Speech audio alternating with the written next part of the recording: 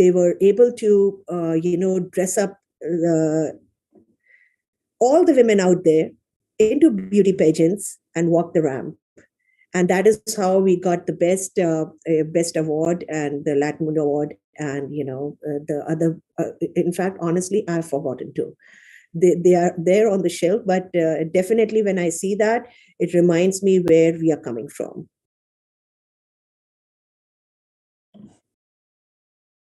Yeah, that's very amazing to know. And just like you have been bachelor's in education, but how did this transformation take place where you entered into this hospitality and all the beauty pages and everything?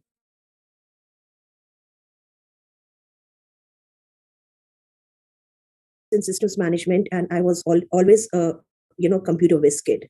And I did my bachelor's in education, and a very nice, good teacher kind. But honestly, I, I was never interested in makeup. I still don't wear any makeup. It's like I'm just a very normal person. But this just happened. It just came. It's meant to be. Some things are meant to be. And I always call myself that I'm in the wrong business, because I don't know how to do makeup. But I train people how to do makeup. So it is again a very challenging thing. Everything that is meant to be happens and falls in your way, and you start picking it up. And I believe cosmetology happened that way. The school happened, just seeing the women out there. They had a lot of talent from back home, India and other countries, but they had no certification. When Design 8000 was launched, we started training these girls into proper professionals, and so that they can land up with jobs and they can start their own businesses at home. So now these girls are doing very well for themselves, and let me tell you, most of them don't even know how to drive, but they still are running their homes sitting at home. So they have been working from home, I think, long before COVID, you know, happened. So just the way COVID happened, this happened to me. That is really great. And yes, of course, COVID has taught us a lot of things. And one more company which I would like to know from you is about design television. I think you are broadcasting events that are taking place in the community and across the globe. So what is this about now? Design television, Dr. Anjum, happened on a couch. One fine day, I was just sitting and fiddling with my phone. And I saw that there are a lot of organizers out there who launch the events, but the events don't get connected with the community, right? They don't know what is happening. There are local events, there are local businesses, there are small businesses. They don't get connected. And the organizers who do these events, they are just behind the camera. They are just behind the stage. And nobody knows who actually made it, who actually created that event, and what. So design television actually was a link to the melting pot of cultures here in Canada.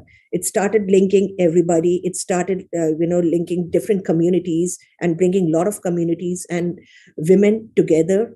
Not even women, we had a lot of student festivals as well, and where we actually launched quite a few out there as students who were interested in whatever they wanted to do. And we were like a word, we were like a link between the organizers, the participants, and the audience. So that is how design television happened, and it is still doing good, and it has a little backseat out there, but people do recognize me out there whenever I'm there. Yeah, that's really good to know. In fact, I'm learning so many new things from you. And this is something which I even never thought of. And yes, you also have the Design Academy of Drama for Films and Television. So, what is this about? Then you're training people, or what you're doing exactly? Design Academy for Films and Television. Again, we all have a little actor in us. You don't train actors. That act, or that the performer in you, within you, comes out naturally. Nobody, you cannot teach. We are not teaching acting. If I tell you that I'm teaching acting, no, I'm absolutely wrong. There are performances which are not recognized by these people themselves that they have it within them. So we try to train them professionally, and we are definitely linked with a lot of directors back in India, in Mumbai, and where they take online classes and like script writing, screen editing, and we have boot camps as well. But now that summer has started, so we will be organizing the boot camp weeks boot camp. Like they can go out there, they can interact with the directors and see how the shoot happens and what are the tips and tricks for picking up direction and screenplay. So acting can be a part of it, but it is more towards technicality of the system behind the camera. Yeah. And now, yes, you have been doing so many different things from the academy and then was filmmaking and design television and all that. So that when we are doing all this, so you must have certainly faced sometimes some difficult situations or some kind of challenges. So did you face any such kind of situations in your life? I i have been blessed to be backed up by my family, because family comes first, definitely. But challenges have been there, not professionally, but there have been days that, if I don't work, it makes me, go crazy, because it's like empty mind is devil's workshop. I have to keep on doing. My mind has to be active, my brain has to be active. I have to, you know even if I'm like, let's say that even if I'm doing grocery shopping, my mind is working. What should I do next? I cannot sit in one place, and I would love to do everything different. I would love to connect people. I would love to make it happen out of the blue. And you know what, I am also taken by a surprise. Sometimes I'm not doing things, but they just happen. They just happen. And it's like, wow, good job, Mickey. That's how it is. So doctor, honestly, it's there are no challenges at all, other than I'm my biggest challenge. I'm my biggest challenge. I have to do this, and I have to defeat myself and keep, climbing up there to reach the spot. So when I look down, I say, Mickey, you have done a better job, because where you were and where you are, and I see myself up there. So for me, sky is not the limit. I have to, I'm my biggest challenge, honestly. Yeah, that's actually true. We shouldn't be competing with others. We should be always trying to like polish ourselves, make ourselves better. That is actually more important, and that's really good to know. And who are your role models or your mentors who must have been with you in this your journey? My role model has been my mother. She's a teacher too. She was, and now she's retired.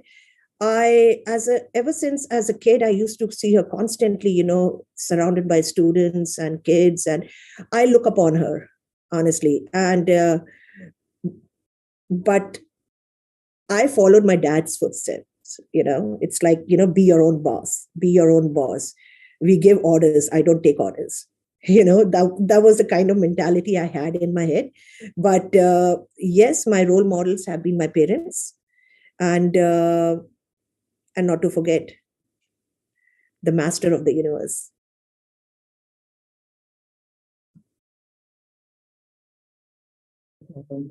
Yeah, ma'am. And yes, next I would like to know something like, yes, you are the member of Indo-Canada Chamber of Commerce. So what is this actually about? Indo-Canada Chamber of Commerce is something that you have, Chamber of Commerce is something that connects all the businesses again, and it helps you grow. It's not important that Indo Chamber of Commerce is the Chamber of Commerce is in every part of the world. But when we are talking about Indo Canada Chamber of Commerce, and honestly, I have been a member, but I have never gotten much of a chance to be in their meetings because of my tight schedule. But I do follow them, and they are doing a commendable job and taking the things in their hand when it comes to Canada, the local businesses, and how to execute their next step. and how to make India a better place here in Canada. So they are the ones who are actually the face of India here in Canada. In fact, it's not only in Canada; it's all over across the world. When you talk about Chamber of Commerce, they are representing uh, us out there in any country of the world. Yeah. And ma'am, next year we'd like to know some of your goals, some of your future goals. My future goals? Oh, wow. I honestly, Dr. Anjum, I take one step at a time. And it's like we'll think when we reach there. And as I told you a little while ago, that even I am taken by surprise. I am taken aback by whatever things I do. They are never planned, and they just happen. And I personally believe that whatever is meant to happen will definitely happen. You just have to pave the right path, and you just have to follow your gut feeling, your heart, and do what makes you happy, follow your passion. And this is my passion, connecting the communities, and being a part of the community out there, and representing our country out there, in different parts of, not only in Canada, but most of North America, and Europe as well. But my goals as of today, I have not decided, but I know that I would continue to do what I am doing, and probably I know that I'll do better. I will definitely do better, and I won't be surprised if you find me launching another business tomorrow, and and I'll be surprised, and then I'll call you up and tell you, hey, doctor, you know what, this was not my goal, but it happened. So I don't plan, and definitely what will happen, inshallah, will be very good and positive. Course, everything will be very good and positive. And yes, one more, just a small question because I see you're so busy and with so many activities, you have very tight schedule. But still, if you have time, some free time, so what do you like to do? Any In kind my of free time, hobbies do you have? oh, Yeah. my most favorite pastime is write. I write a lot. I write a lot, and I I won't say that love to stroll by nature, or nature, hopping. No, nothing like that.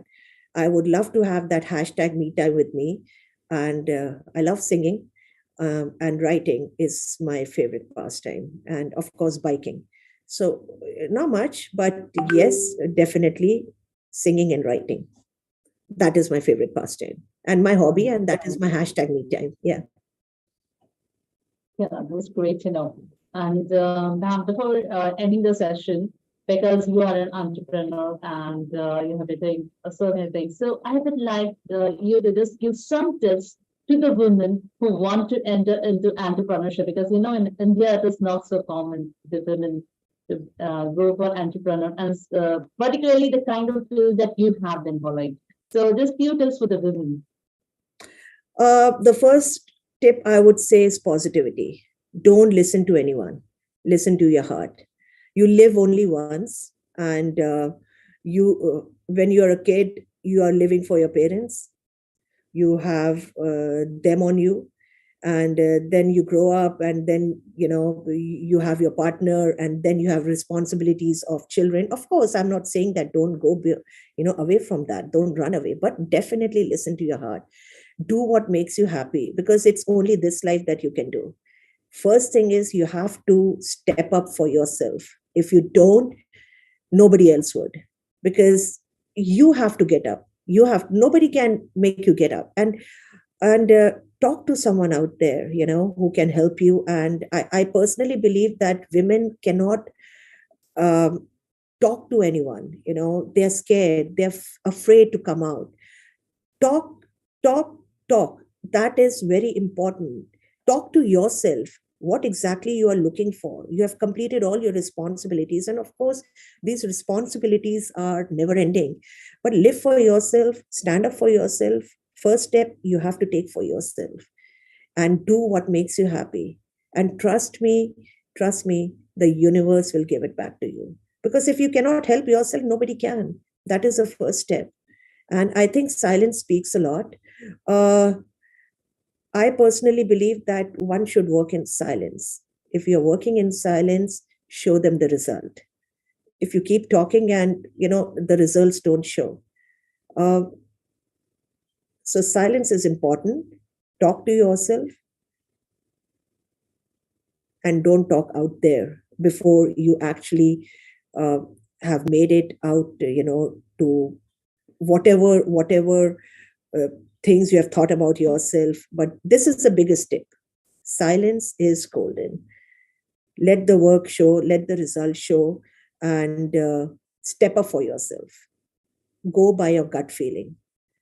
Nobody will stop. That is the biggest fear, Dr. Ranjum.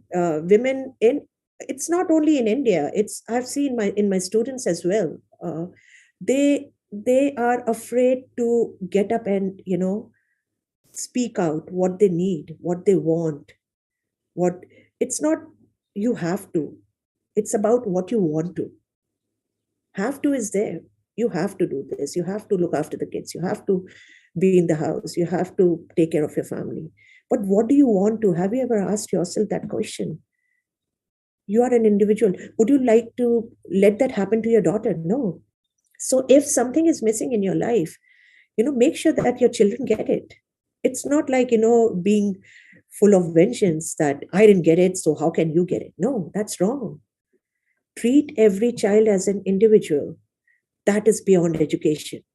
If you don't treat a child, it's education is not only bookish. For me, education, life teaches you every step of the way. That is beyond education. So you step out, you teach yourself first. That is, if you teach yourself, self teaching is very important. That is beyond education. And make sure that what you were missing out on life, you give it to your children. And just make sure that they have the best. And the way you react, they will react further. So you're passing your legacy to them. So why not in a positive way? These things are very important, and that is the most important tip a woman should have.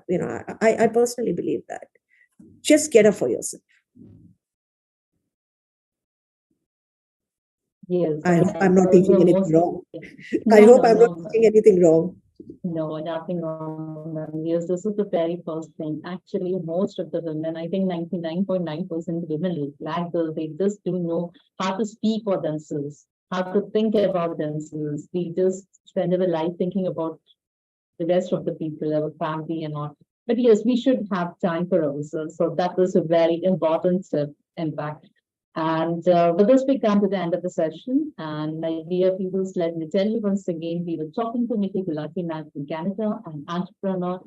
And it was really great. And especially the tips given by her for all the women that you should stand up for yourself. You should talk for yourself. In fact, you should talk to yourself. That is more important.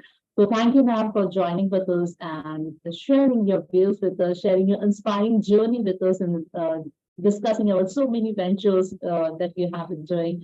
And all our prayers and best wishes are with you. And I also thank Ravi Shankar, sir, the founder of Idym Companies, who's actually taken impulse to arrange this wonderful show Beyond Education. And also thank you to Dino and Zenith ma'am for that cooperation. Thank you, madam. Thank you, IDYM. Thank you so much. Thank you, Dr. Ranjum and Dr. Ravi Shankar ji. Thank you so much for having us. Good luck from Canada. Thank you.